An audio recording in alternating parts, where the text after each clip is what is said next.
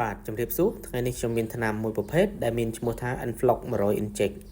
ដែលវាមានសមាសធាតុអង់រ៉ូ Floxacin ដែលក្នុងនោះគឺវាកបទៅលើជំងឺមិនថាជ្រូកមាន់ឬក៏គោនោះទេប៉ុន្តែសម្រាប់ថ្នាំចាក់នេះគឺយើងសូមផ្ដោតទៅលើគោហើយនិងជ្រូកករណីនេះខ្ញុំសូមលើកតែជ្រូកមកនិយាយគឺតើតង់មួយជ្រូកគឺយើងប្រើបានទាំងកូនជ្រូកទាំងជ្រូកសាច់និងមេជ្រូកសម្រាប់កូនជ្រូកនិងជ្រូកសាច់យើងអាចវាមានជំងឺតាក់ទងជាមួយនឹងជំងឺអឺកូលីសាម៉ូណេឡាសាទឹកដែលវាអាចកើតឡើងទៅលើកូនជ្រូកនិងជ្រូកសាច់តែជាក់ស្ដែងសាទឹកគឺកើតឡើងទៅលើជ្រូកសាច់សម្រាប់អឺកូលីកើតឡើងលើកូនជ្រូកហើយយើងអាចចាក់ពពួកអង់រ៉ូនេះបានតែសម្រាប់បញ្ហាលើមេជ្រូកវិញវាមានបញ្ហារលាកដោះរលាកស្បូនទន់ទឹកដោះរលាកសន្លាក់រលាកសួត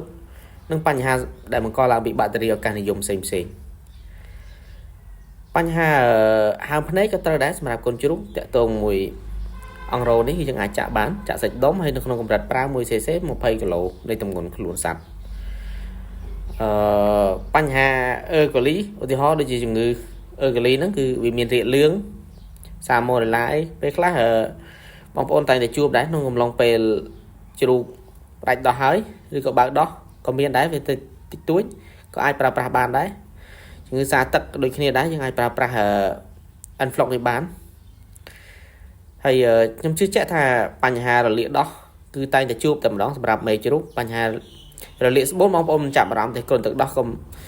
បញ្ហាហ្នឹងគឺតែងតែជួបគឺអាច apply ទៅលើអង់រ៉ូនេះបានកម្រិតប្រើគឺ1 cc 20គីឡូ